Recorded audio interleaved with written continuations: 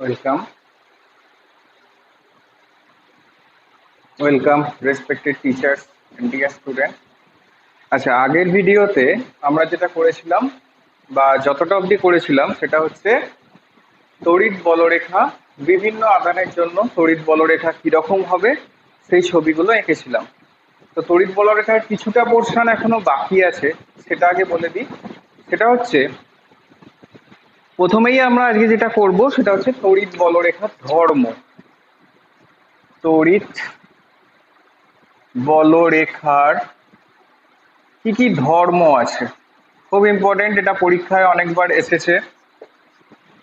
দেখো, প্রথমেই আমি বলি, একটা পজিটিভ আধানের জন্য তড়িৎ বলরেখাগুলো এইরকম আধান থেকে বাইরের দিকে, মানে কেন্দ্র বহির্মুখী ছিল।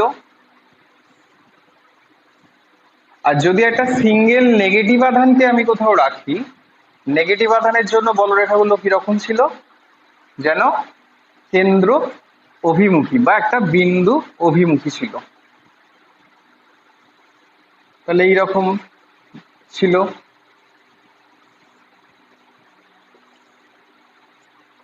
তো দেখো, এইরকম ছিল। তাহলে আমরা বিভিন্ন আধানের জন্য বা দুটো আধান একসঙ্গে থাকলে বলরেখা কিরকম হবে আমরা এঁকেছিলাম আগের ভিডিওতে। এবার আমরা যেটা করব সেটা হচ্ছে, এই যে বলরেখা এত আঁকা হলো, এই বলরেখার কি কি ধর্ম আছে।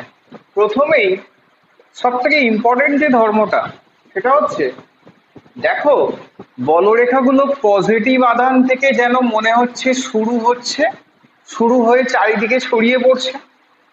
তার মানে বলরেখাগুলো আমি বলতে পারি অলওয়েজ স্টার্ট হবে পজিটিভ আধানে। আর দেখো, বলরেখাগুলো কোথায় গিয়ে শেষ হচ্ছে, দেখো যেন মনে হচ্ছে বলরেখাগুলো নেগেটিভ আধান যেখানে আছে সেই জায়গায় গিয়ে শেষ হচ্ছে। তার মানে আমি বলতে পারি যে কোনো বলরেখাই পজিটিভ আধান থেকে নির্গত হয় এবং সেই বলরেখাটা কোথায় গিয়ে শেষ হচ্ছে, নেগেটিভ আধানে।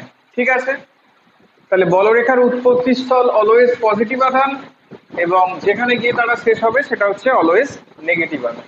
ঠিক আছে, চলো নেক্সট, খুব ইম্পর্টেন্ট, যেটা আলাদা করে তোমাদের কোশ্চেনে পড়ে, সেটা হচ্ছে, দেখো লক্ষ্য করে, এই যে বলরেখাগুলো আমি এখানে এঁকেছি, দেখো পাশাপাশি দুটো বলরেখা বা এত ছবি আগের ভিডিওতে আমরা এঁকেছিলাম বলরেখার, সেখানে লক্ষ্য করে দেখবে বা তোমাদের বইয়েতেও অনেক ছবি আছে যেখানে দেখবে যে দুটো বলরেখা কখনোই পরস্পরকে ছেদ করছে না।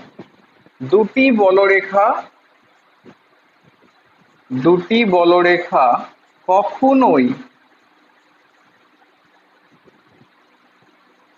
কখনোই পরস্পরকে ছেদ করবে না। কোশ্চেনটা আলাদা করেও তোমাদের বোধমূলক কোশ্চেন বা 2 নম্বরের কোশ্চেন হিসেবে আসে, যে দুটি বলরেখা পরস্পরকে ছেদ করে না কেন।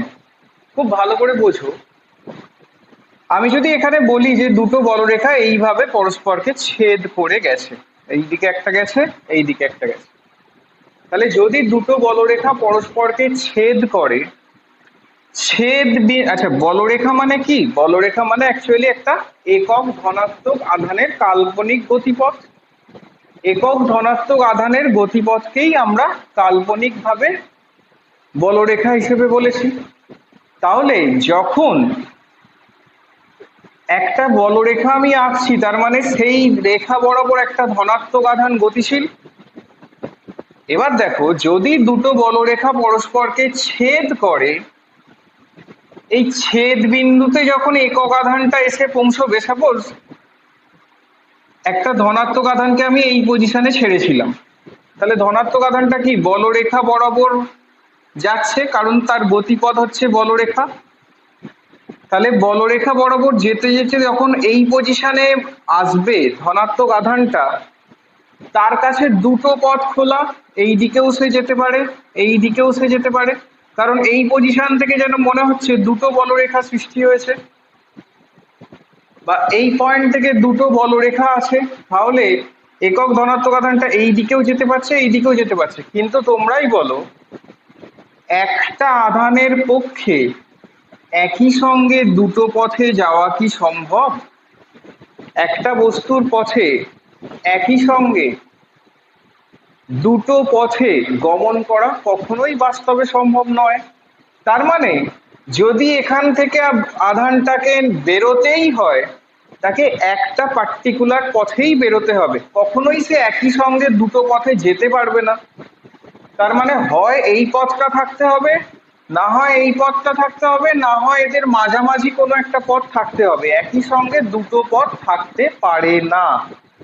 সেই জন্যই দুটো বলরেখা কখনোই পরস্পরকে ছেদ করবে না, কারণ ছেদ বিন্দুতে যখন কোনো ধনাত্মক আধান পৌঁছবে তার কাছে দুটো অপশন বা দুটো পথ খোলা, কিন্তু একটা বস্তুর পক্ষে কখনোই এট এ টাইম একসঙ্গে দুটো পথে যাওয়া সম্ভব নয়।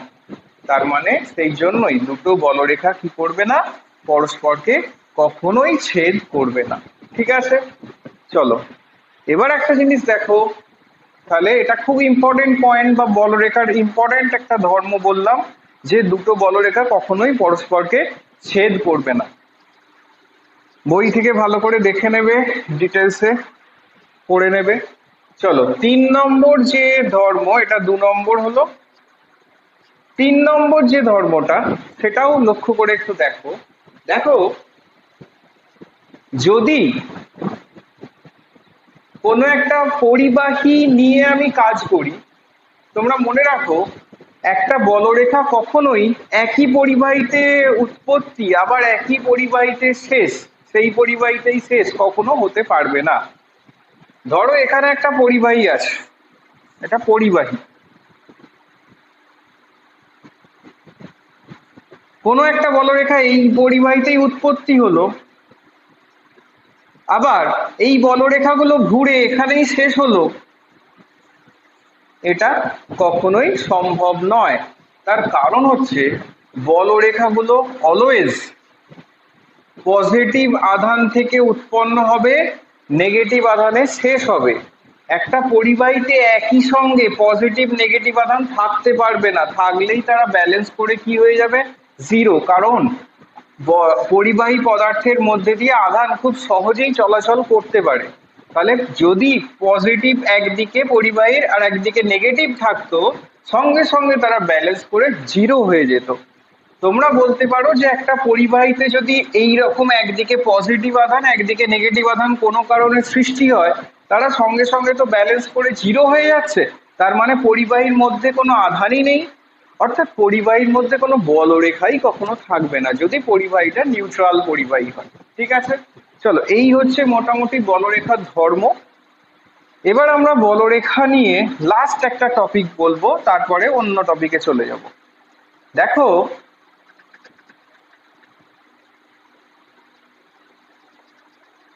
ধর্মগুলো মোটামুটি বললাম, আরো দু একটা ধর্ম আছে যেগুলো খুব ইম্পর্টেন্ট নয়, একটু বই থেকে দেখে নিও। ঠিক আছে, চলো এবার যেটা করব সেটা হচ্ছে বলরেখার ধারণা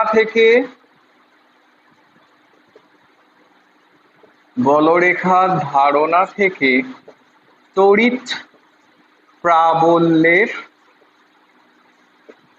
সংজ্ঞা। এই বলরেখাটা কিন্তু পরে অনেক জায়গাতেই তোমরা পাবে, অনেক ক্যালকুলেশনেই আছে, বা আজকে হয়তো হবে না, এর পরের ভিডিওতে আমরা যখন গাউসের উপপাদ্য পড়বো তখনও আবার এই বলরেখার কনসেপ্ট কিন্তু কাজে লাগবে। ঠিক আছে, এবার দেখো আমরা যেটা করবো, তাহলে বলরেখার ধারণা থেকে তড়িৎ প্রাবল্যের সংজ্ঞা। দেখো, বিজ্ঞানী ম্যাক্সওয়েল, ক্যালকুলেশনটা তোমাদের নেই, বিজ্ঞানী ম্যাক্সওয়েল ক্যালকুলেশন করে দেখাচ্ছে যে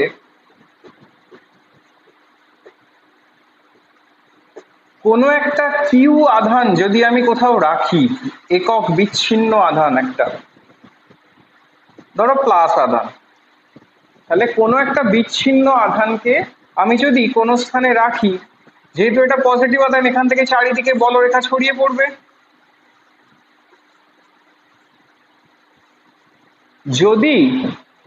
যদি মাধ্যমটা, পরে এটা যদিও প্রমাণ গাউসের সূত্র পড়ার সময় আমরা এই প্রমাণটা করেও দিতে পারি, দেখো ম্যাক্সওয়েল বলছে যে যদি একটা কিউ আধানকে আমি বিচ্ছিন্নভাবে কোনো স্থানে রাখি, তাহলে এবং যে মাধ্যমে এই কিউ আধানটা রাখা হয়েছে সেই মাধ্যমের তড়িৎ ভেদ্যতা যদি এপসাইলন হয়, তড়িৎ ভেদ্যতা আমরা কুলম্বের সূত্র পড়ার সময় বলেছিলাম। তো তড়িৎ ভেদ্যতা, তাহলে প্লাস কিউ আধানটাকে যে মাধ্যমে রাখা হয়েছে সেই মাধ্যমের তড়িৎ ভেদ্যতা যদি এপসা হয়, ম্যাক্সওয়েল বলছে যে এই টোটাল কিউ আধান থেকে মোট কিউ বাই এপসাইলন এত সংখ্যক বলরেখা নির্গত হবে। তাহলে এইটা হচ্ছে মোট নির্গত বলরেখার সংখ্যা হবে একটা বিচ্ছিন্ন আধান থেকে। ঠিক আছে, খুব ইম্পর্টেন্ট। তাহলে একটা কিউ আধান থেকে যদি সেটা এপসা মাধ্যমে রাখা হয়, তাহলে সেই কিউ আধান থেকে মোট কত বলরেখা নির্গত হবে, সেটা হচ্ছে কিউ বাই এপসা।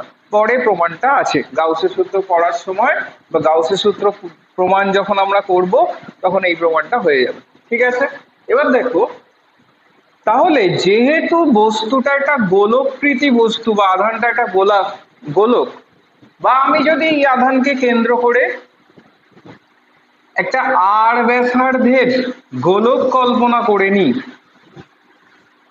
কিউ আধানকে কেন্দ্র করে যদি আমি একটা আর ব্যাসার্ধের গোলক কল্পনা করে নিই, দেখো এই আধান থেকে মোট যে বলরেখাগুলো নির্গত হচ্ছে সেটা গোলকটাকে ছেদ করে বাইরে বেরোচ্ছে।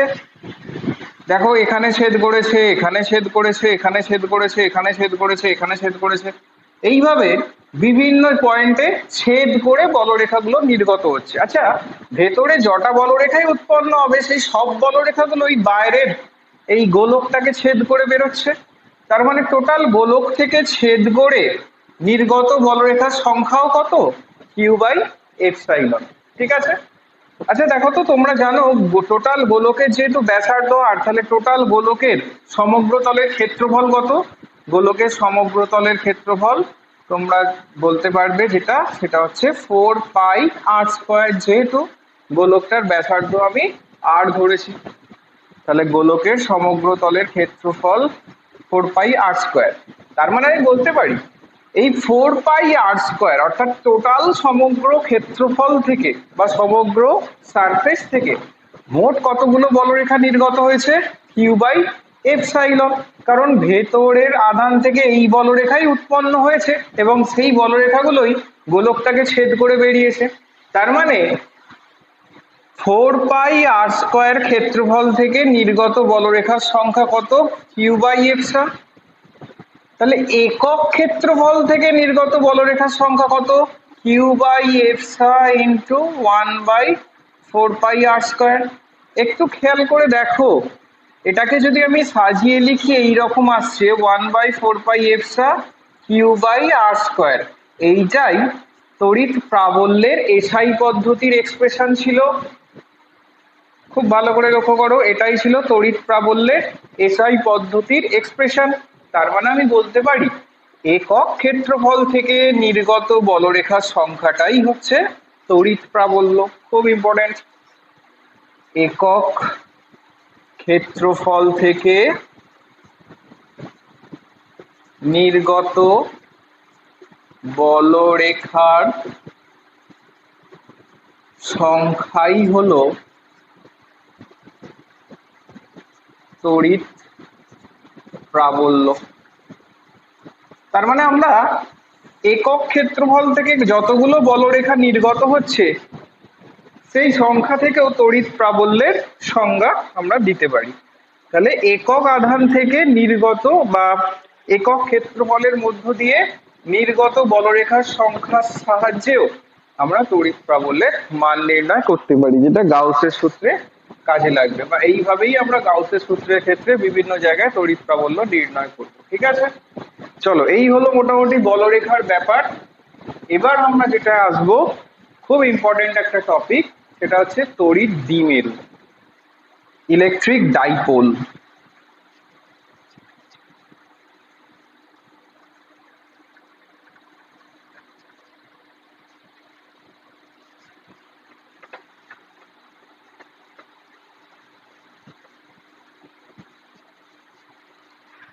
তাহলে এবার আমরা যেটা পড়বো সেটা হচ্ছে তড়িৎ দ্বিমেরু,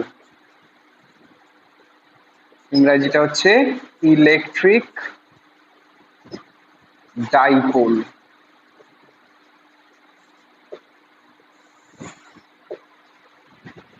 এই তড়িৎ ক্ষেত্র চ্যাপ্টারে তোমরা যে টার্মগুলো পড়ছো চুম্বকেও ঠিক সেম সেম কয়েকটা টার্ম আছে, যেমন এখানে তড়িৎ ক্ষেত্র পড়েছো, সেখানে পাবে চুম্বক ক্ষেত্র, এখানে তড়িৎ ক্ষেত্রের প্রাবল্য আছে, সেখানে আছে চুম্বক ক্ষেত্রের প্রাবল্য, এখানে তড়িৎ দ্বিমেরু পড়বে আজকে, সেখানে পড়বে চুম্বক দ্বিমেরু, এখানে পড়েছো তড়িৎ বলরেখা, সেখানে পড়বে চুম্বক বলরেখা। তো খুব ভালোভাবে এই চ্যাপ্টারটা পড়বে, পরে যখন আমরা চুম্বক পড়বো তখনও কিন্তু এই চ্যাপ্টারটার অনেক ক্যালকুলেশন দেখবে একই রকম, ঠিক আছে? শুধু চুম্বকের ক্ষেত্রে তড়িৎ ভেদ্যতা এফসা যে কনস্ট্যান্টটা ছিল তার জায়গায় চুম্বকের ক্ষেত্রে একটা আলাদা কনস্ট্যান্ট শুধু আসবে, ঠিক আছে? চলো তড়িৎ দ্বিমেরু। আচ্ছা এক সেকেন্ড,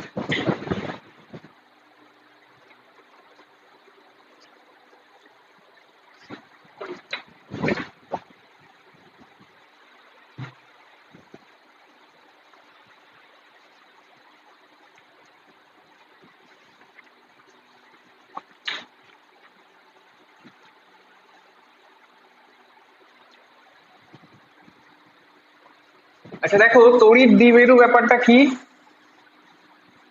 যখন দুটো একই পরিমাণ কিন্তু বিপরীত ধর্মী আধান, ধরো এটা প্লাস কিউ আধান,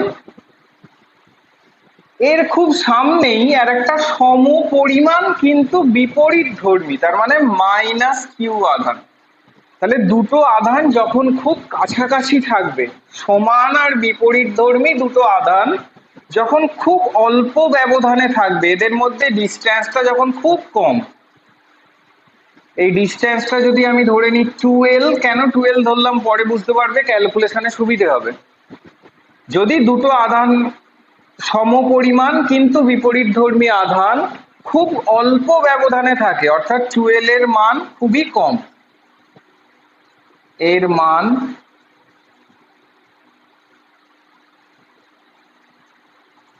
খুব কম, যখন দুটো সমান আর বিপরীত ধর্মী আধান খুব ক্ষুদ্র ব্যবধানে থাকবে, তখন আমি ওই দুটো আধানকে আলাদা দুটো আধান চিন্তা না করে তাদের দুজনকে নিয়ে একটা সংস্থা হিসেবে চিন্তা করতে পারি। অর্থাৎ এই দুজনকে আলাদা করে ক্যালকুলেশনে না এনে এই দুজনকে নিয়ে আমরা একটা সংস্থা বা এই দুজন যেন একটাই বস্তু এইভাবে চিন্তা করতে পারি। তো এই সংস্থাটাকেই আমরা একত্রে বলবো তড়িৎ দ্বিমেরু, তড়িৎ দ্বিমেরু। তো দেখো আমরা যখন এই কেন দুটোকে আমি একটা বস্তু হিসেবে চিন্তা করতে পারছি, তার কারণ আমরা যখন ক্যালকুলেশন করে দেখাবো তোমরা দেখতে পাবে ক্যালকুলেশনের যে রেজাল্টটা আসছে সেই রেজাল্টটায় দুটো আধানের আলাদা কোনো ক্যালকুলেশন নেই, দুটো আধানের মোট যে সংস্থা তার উপর ক্যালকুলেশনটা ডিপেন্ড করে আছে, ঠিক আছে? আচ্ছা দেখো তাহলে তড়িৎ দ্বিমেরু মানে কি বললাম, যে যখন দুটো সমান কিন্তু বিপরীতধর্মী আধান খুব ক্ষুদ্র ব্যবধানে থাকবে, তখন আমি এই দুটো আধানকে আলাদা করে চিন্তা না করে তাদের দুজনকে একটাই বস্তু হিসেবে বা একটাই আধান হিসেবে চিন্তা করতে পারি। সেই সংস্থাটাকেই আমরা একত্রে কি বলবো, সেই সংস্থাটাকেই আমরা বলবো তড়িৎ দ্বিমেরু। চুম্বকের ক্ষেত্রে চুম্বকের যখন দুটো সমান আর বিপরীত মেরু থাকবে তখন সেখানে আসবে চুম্বক দ্বিমেরু, ঠিক আছে? এবার দেখো এই তড়িৎ দ্বিমেরুর খুব ইম্পর্টেন্ট একটা রাশি আমরা এখানে শিখবো, যেটা হচ্ছে দ্বিমেরু ভ্রামক। এটা তোমরা কেমিস্ট্রিতেও অনেক জায়গায় পাবে, ডাইপোল মোমেন্ট, দ্বিমেরু ভ্রামক।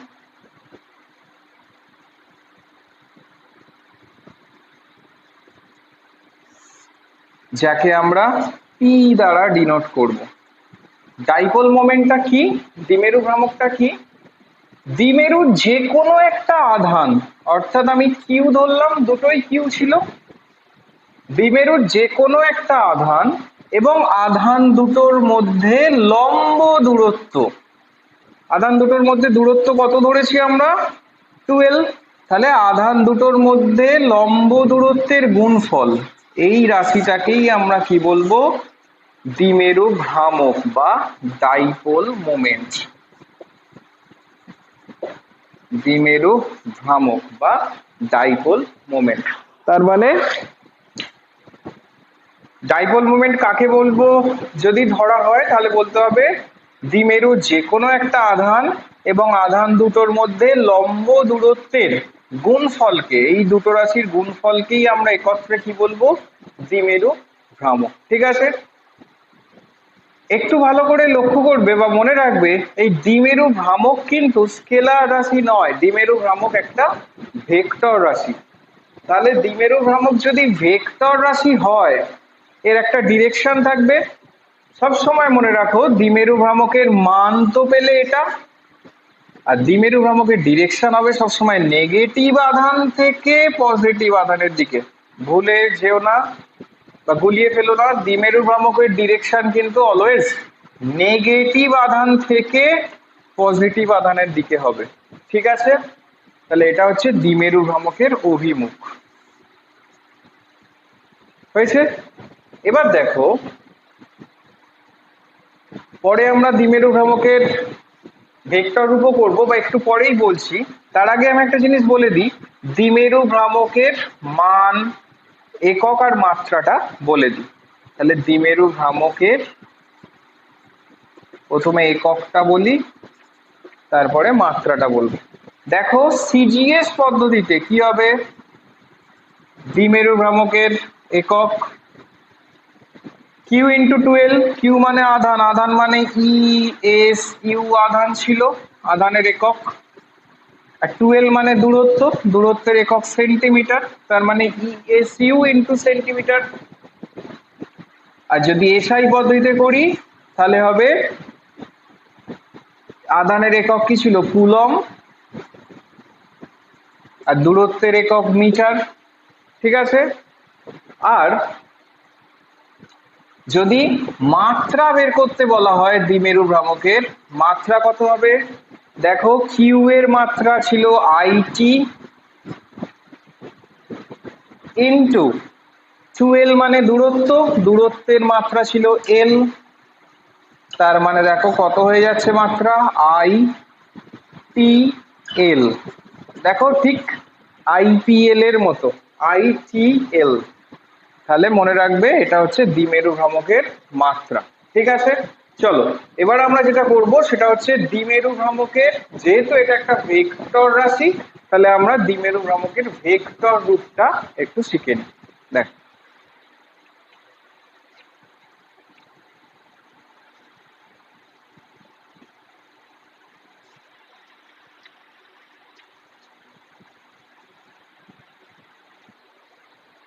আচ্ছা, ভেক্টর রূপটা শেখার আগে, দ্বিমেরু ভ্রামকের ঠিক ভেক্টর রূপ হয় না, অন্য একটা টপিকের সঙ্গে আমি একটু গুলিয়ে ফেলেছিলাম। তো দ্বিমেরু ভ্রামকের একটা ক্যালকুলেশন আছে, সেই ক্যালকুলেশনে একটা ভেক্টর রূপ আসবে। ঠিক আছে, তো আমরা এবার যেটা করব সেটা হচ্ছে দ্বিমেরু ভ্রামক বা একটা দ্বিমেরুর জন্য বিভিন্ন স্থানে তড়িৎ ক্ষেত্রের মান বা ই এর মান কত হয় সেটা আমরা ক্যালকুলেশন করব। ঠিক আছে, তাহলে দেখো, যেখানেই বুঝতে তোমাদের অসুবিধে হবে ভিডিওটা দু একবার দেখবে, যেখানে অসুবিধে হবে আমাকে জিজ্ঞেস করবে। ঠিক আছে, আচ্ছা, প্রথমে আমি দুটো প্রপার্টিজ দ্বিমেরুর বলে দিই আরো। সেটা হচ্ছে দ্বিমেরুর দুটো আধানকে যোগ করলে আমি যে রেখাটা পাবো, দেখো দ্বিমেরুর দুটো আধানকে যোগ করলে আমি এই রেখাটা পাচ্ছি, এই রেখাটাকে বলা হবে দ্বিমেরুর অক্ষ বা অ্যাক্সিস। ঠিক আছে, তাহলে দুটো দ্বিমেরুর সংযোগকারী, দ্বিমেরুর দুটো আধানের সংযোগকারী রেখাটাকে বলা হবে দ্বিমেরুর অক্ষ। আচ্ছা, আমি যদি এমন ভাবে একটা রেখা টানি যে রেখাটা দ্বিমেরুর তাকে সমান দুভাগে ভাগ করেছে, এই রেখাটা দেখো দ্বিমেরুকে সমান দুভাগে ভাগ করেছে, মানে এই দিকে আছে এল দূরত্ব, এই দিকে আছে এল দূরত্ব, তার মানে এই রেখাটা দ্বিমেরুর অক্ষের একদম মাঝখান দিয়ে গেছে। এবং আরেকটা জিনিস দেখো, এই রেখাটা দ্বিমেরুর অক্ষের সঙ্গে 90 ডিগ্রি কোণ করে আছে, অর্থাৎ অক্ষের সঙ্গে লম্বভাবে আছে। তাহলে যদি কোনো রেখা দ্বিমেরুর অক্ষের সঙ্গে লম্ব হয় এবং দ্বিমেরুকে সমান দুভাগে ভাগ করে, তখন সেই রেখাটাকে আমরা বলতে পারি লম্ব সমদ্বিখণ্ডক। অর্থাৎ এই রেখাটা হবে দ্বিমেরুর লম্ব সমদ্বিখণ্ডক। ঠিক আছে, তাহলে দ্বিমেরুর লম্ব সমদ্বিখণ্ডক এই রেখাটা আমরা পাচ্ছি। এবার আমরা কেন এটা বললাম, আমরা এবার যেটা করব সেটা হচ্ছে একটা দ্বিমেরুর জন্য তার অক্ষের ওপর কোনো বিন্দুতে প্রাবল্য কত হবে এটা আমরা বের করব, প্রাবল্য ভেক্টর রাশি। ঠিক আছে, আর লম্ব সমদ্বিখণ্ডকের ওপর প্রাবল্য কত হবে এগুলো আমরা নির্ণয় করব। এটা ই ধরলাম, এটাকে ই ড্যাশ ধরলাম। ঠিক আছে, তাহলে প্রথমেই যেটা করছি সেটা হচ্ছে একটা দ্বিমেরুর জন্য তার অক্ষের ওপর কোনো বিন্দুতে তড়িৎ ক্ষেত্রে প্রাবল্য কত।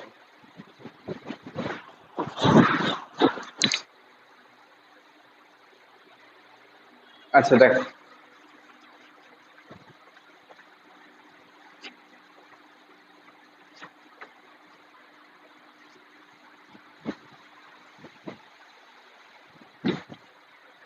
দ্বিমেরুর জন্য অক্ষের উপরিস্থিত কোনো বিন্দুতে তড়িৎ ক্ষেত্রের প্রাবল্য।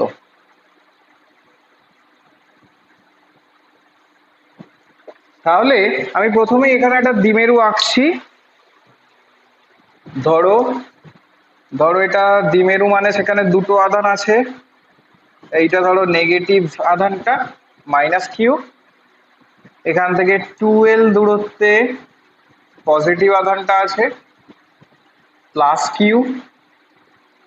ঠিক আছে, এবার দেখো দ্বিমেরুর অক্ষ কোনটা, দ্বিমেরুর দুটো আধানকে যোগ করলে যে রেখা পাওয়া যাচ্ছে, এই পয়েন্ট আর এই পয়েন্টকে যোগ করলে যে রেখা পাচ্ছি সেটাই হচ্ছে দ্বিমেরুর অক্ষ।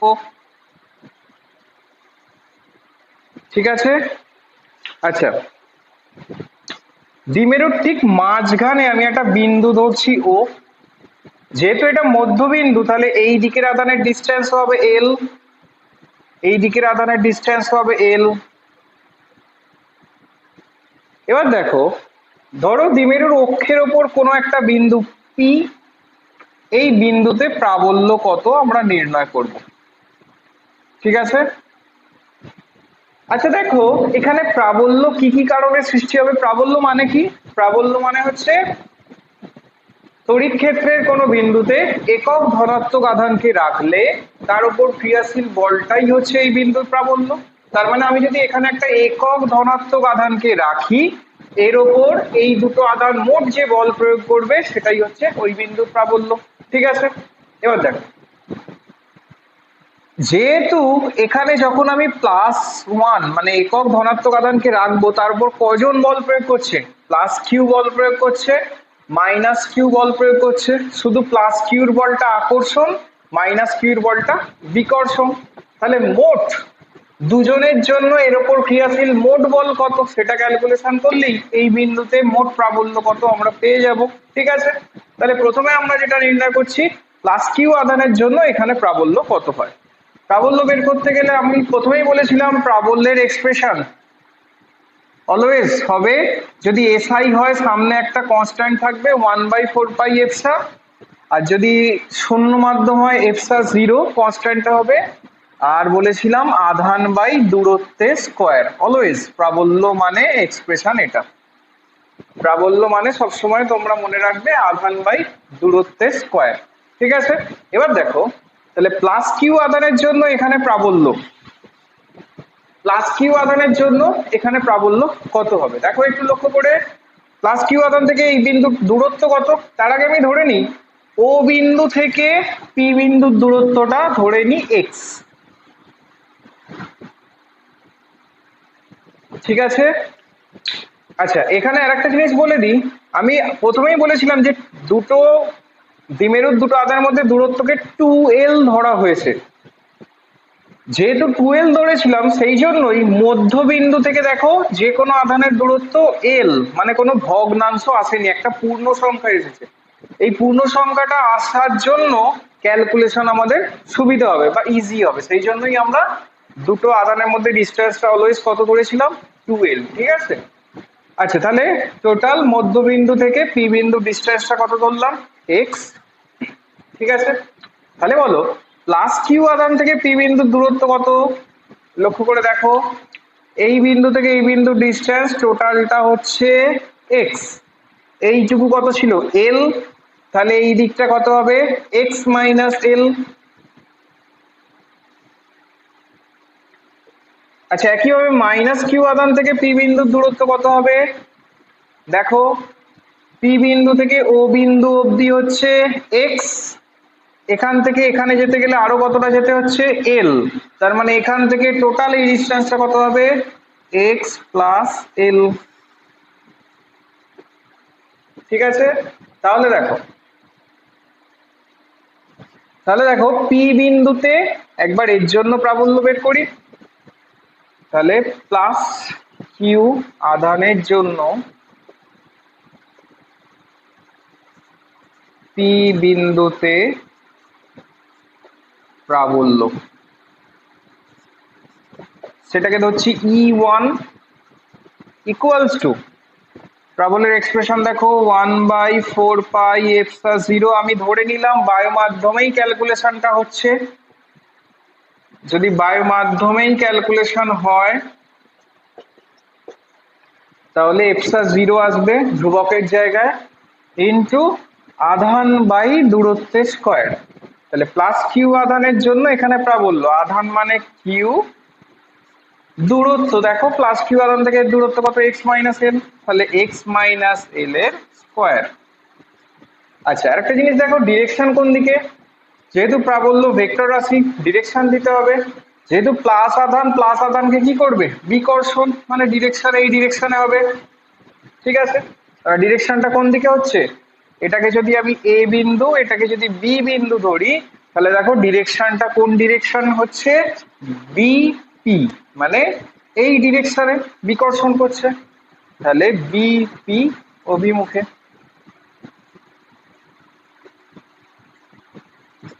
ঠিক আছে। আচ্ছা, মাইনাস কিউ আধানের জন্য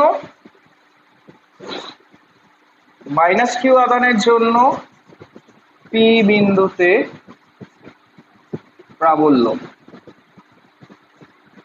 কত হবে, মাইনাস কিউ আধানের জন্য পি বিন্দুতে প্রাবল্য, তার মানে হবে E2 ইকুয়ালস টু 1/4πε0 আধান বাই দূরত্বের স্কয়ার, মাইনাস দেখো মাইনাস দ্বারা বোঝাচ্ছে যে প্রাবল্যের ডিরেকশনটা হবে আকর্ষণ ধর্মী, অর্থাৎ প্রাবল্যটার ডিরেকশন আগেরটার থেকে উল্টো দিকে হবে, কিন্তু মান বসানোর সময় ক্যালকুলেশনে আধানের মান মাইনাস বসানোর দরকার নেই, কারণ আধানের শুধু মানটা এখানে বসাতে হবে, মানটা হচ্ছে কিউ, মাইনাস দ্বারা বোঝাচ্ছে যে ডিরেকশনটা হবে আগের ডিরেকশনের বিপরীত দিকে বা বলটা হবে আকর্ষণ ধর্মী, সেই জন্য মাইনাসটা এটাই মিন করছে, কিন্তু ক্যালকুলেশনে কোনো মাইনাস বসানোর দরকার নেই। তাহলে হবে কিউ বাই, দেখো মাইনাস কিউ আধান থেকে এর ডিস্টেন্স কত এক্স প্লাস এল, তাহলে Q by x plus L এর হোল স্কোয়ার। এবার যেটা বলছিলাম মাইনাস, যেহেতু মাইনাস মানে এখানে একক আধানকে কি করবে আকর্ষণ, আকর্ষণ মানে ডিরেকশন দেখো কোন দিকে হবে এই ডিরেকশনে মানে কোন দিকে পি বি অভিমুখে, আগেরটা ঠিক উল্টো, অভিমুখগুলো খেয়াল করবে পি বি অভিমুখে। ঠিক আছে। তাহলে এর জন্য প্রাবল্য কত ক্যালকুলেশন করলাম, তাহলে এই বিন্দুতে মোট প্রাবল্য পি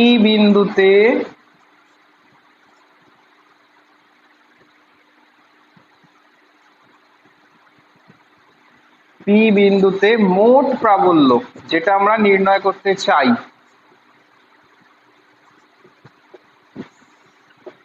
পি বিন্দুতে মোট প্রাবল্য কত হবে, এই দুটোর যোগ। তাহলে ই equals to E1 plus E2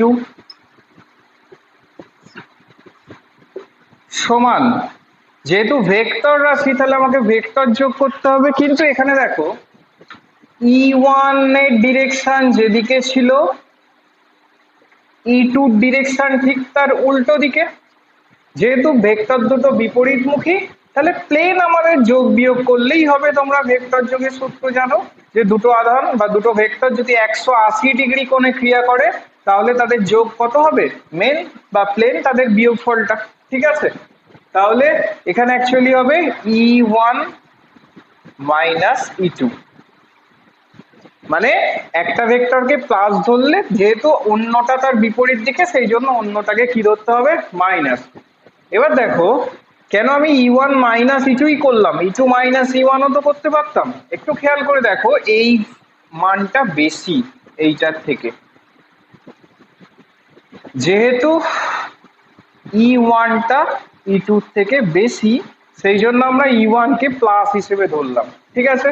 আচ্ছা আর একটা জিনিস, লব্ধি বল মানে দুটো যোগ করলে যে বলটা বেরোচ্ছে সেই বলটা কোন ডিরেকশনে হবে, যে বলটা বেশি লব্ধি বল সেই দিকে থাকবে, তাহলে লব্ধি বলের ডিরেকশন কোন দিকে হবে, বিপি অভিমুখে, ঠিক আছে। তাহলে মানটা কত, E1 মাইনাস E2 করলে কত হবে, এটা মাইনাস এটা, কোনটা কমন যাবে দেখো 1/4πε0, ওপরে কিউ কমন যাবে, ভেতরে পড়ে থাকবে 1/x মাইনাস এল এর হোল স্কোয়ার মাইনাস, বা অন্য জায়গায় লিখছি আমি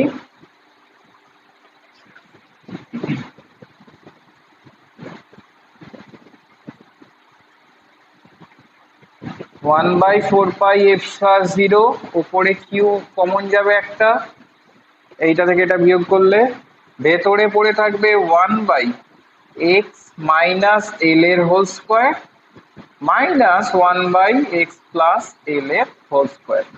লব্ধি ডিরেকশন কোন দিকে, বিপি অভিমুখে, ঠিক আছে।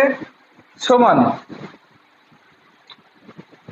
দেখো ক্যালকুলেশন করি, q/4πε0 লসাগু হবে x মাইনাস এল এর whole square x plus L এর হোল স্কোয়ার, উপরে x প্লাস এল এর whole square minus x minus L এর হোল স্কোয়ার, ঠিক আছে।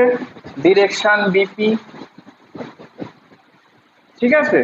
চলো এবার আমরা এ পাশটায় লিখছি,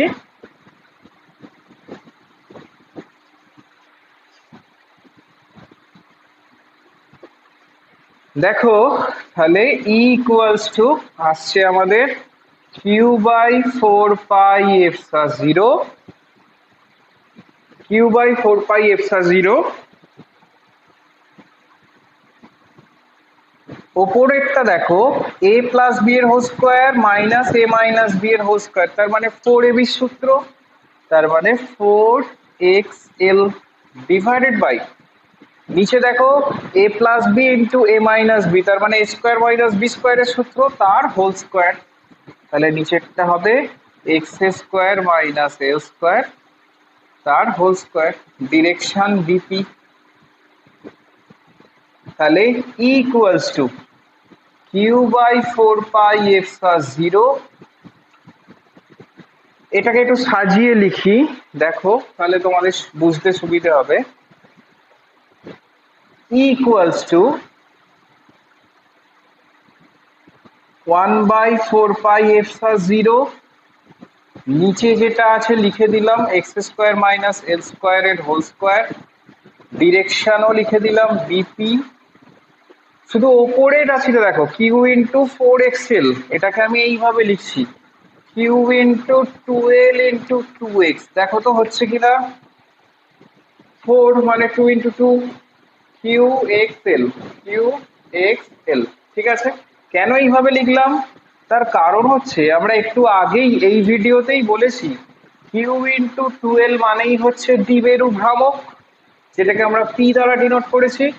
তাহলে 1/4πε0 ওপরে হয়ে যাচ্ছে P into 2x divided by X square minus L স্কোয়ারের হোল স্কোয়ার ডিপি।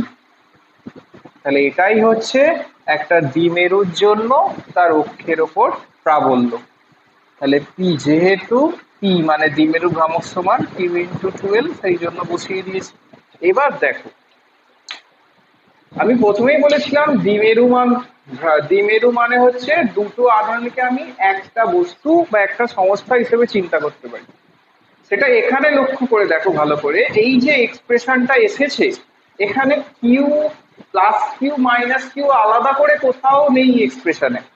এক্সপ্রেশনে একটাই রাশি আছে পি, বাকিগুলো তো দূরত্ব। একটাই রাশি পি। পি দেখো এই টোটাল সংস্থাটার একটা রাশি, যেটা মানে হচ্ছে দ্বিমেরু ভ্রামক। পি মানে মাইনাস কিউ প্লাস কিউর ইন্ডিভিজুয়াল কোনো প্রপার্টিস নয়, পি মানে টোটাল সংস্থাটার একটা প্রপার্টি। অর্থাৎ এই এক্সপ্রেশনটা শুধুমাত্র কার উপর ডিপেন্ড করছে? টোটাল সংস্থাটার উপর। তার মানে আমরা দেখো এই যে এক্সপ্রেশন এলো এখান থেকেই পরিষ্কার বুঝতে পারছি যে দুটো আধানকে আমি আলাদা করে না ধরে দুটো আধানকে নিয়ে আমি একটা সংস্থা হিসেবে ধরতে পারি, যে সংস্থাটাকেই আমরা কি নাম দিয়েছি? যে সংস্থাটাকেই আমরা নাম দিয়েছি তড়িৎ দ্বিমেরু। ঠিক আছে, তাহলে এটা হলো দ্বিমেরুর জন্য তার অক্ষের ওপর কোনো বিন্দুতে প্রাবল্য।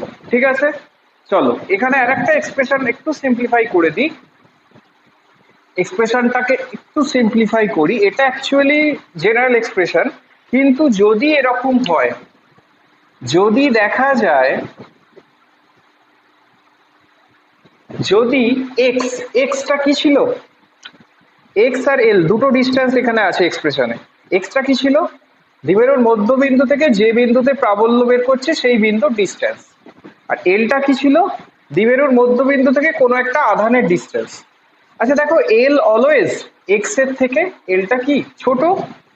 যদি এরকম হয়, যদি এক্স এরটা এল এর থেকে অনেকটা বড় হয়, মানে এলটা যদি এক্স এর থেকে অনেকটা ছোট হয়, তাহলে আমি এক্স এর সাপেক্ষে কি এল কে নেগলেক্ট করতে পারি।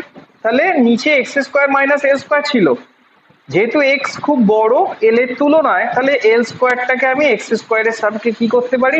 নেগলেক্ট করতে পারি। তাহলে এক্সপ্রেশনটা কি দাঁড়াবে?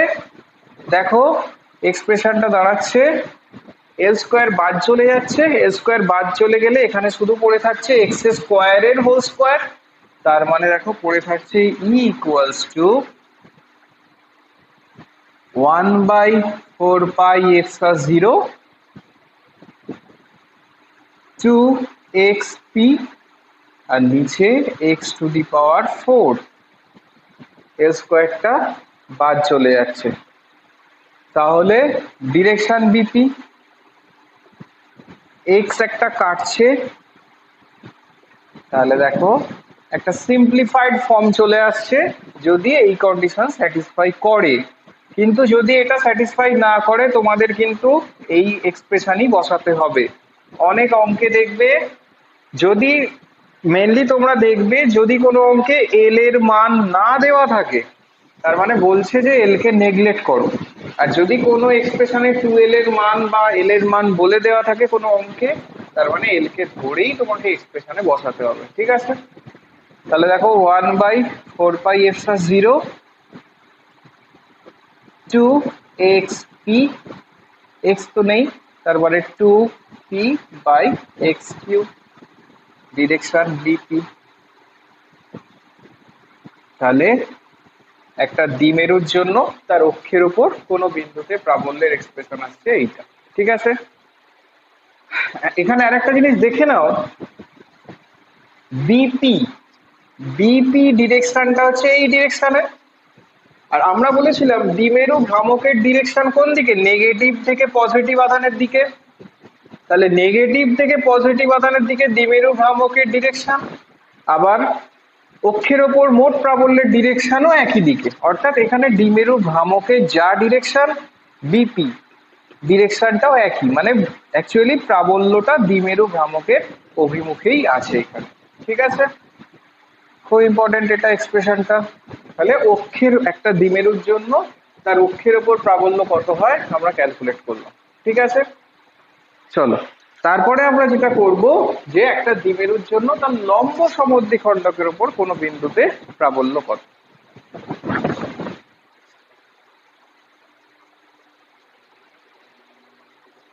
আচ্ছা, লম্ব সমদ্বিখণ্ডকের উপর প্রাবল্য আমরা আর অ্যাকচুয়ালি দ্বিমেরুর দুটো ক্যালকুলেশন বাকি আছে, সেটা হচ্ছে একটা দ্বিমেরুর জন্য তার লম্ব সমদ্বিখণ্ডকের উপর প্রাবল্য, আর একটা দ্বিমেরুর জন্য যে কোনো বিন্দুতে প্রাবল্য। ঠিক আছে, আর একটা দ্বিমেরুকে যখন আমরা তড়িৎ ক্ষেত্রে রাখবো তার উপর ক্রিয়াশীল টর্ক, টর্ক তোমরা 11-এ শিখেছো, তাহলে একটা ডিমের উপর ক্রিয়াশীল টর্কের মান কত হবে এগুলো আমরা পরের ভিডিওতে করবো। এই ভিডিওটা খুব বড় হয়ে যাচ্ছে, সেই জন্য আমরা পরের ভিডিওতে শিখবো। ঠিক আছে, থ্যাংক ইউ।